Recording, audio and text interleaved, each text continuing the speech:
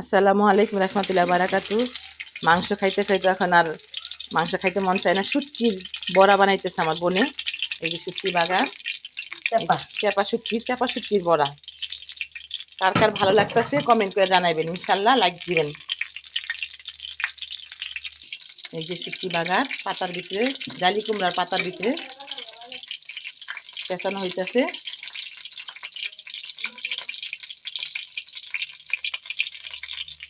এই যে তেলের মধ্যে দিতেছে।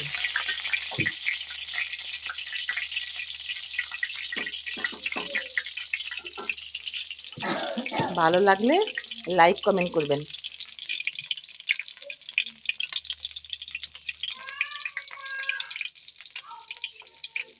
অনেক সুন্দর ঘ্রাণ আসতেছে শুটকি, মনে করছে যে 100 খাইয়া ফেলে এখন।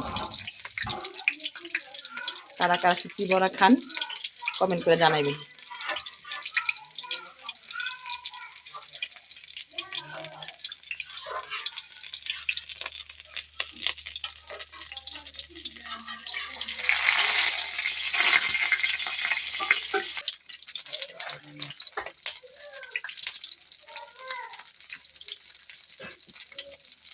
পাতার মধ্যে শুটকি বাগার দিয়া পাতা দিয়া পেঁচানো হইতেছে।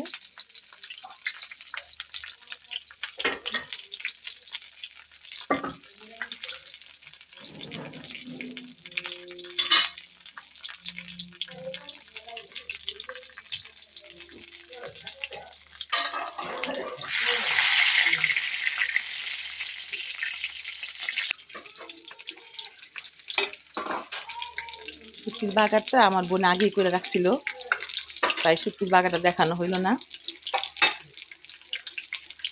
শুটকির বড়াটা দেখাইতে পারতেছি এখন।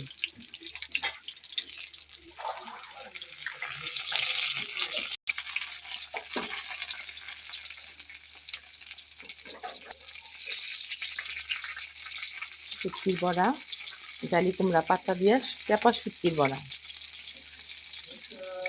কারা কারা খান কমেন্ট করবেন।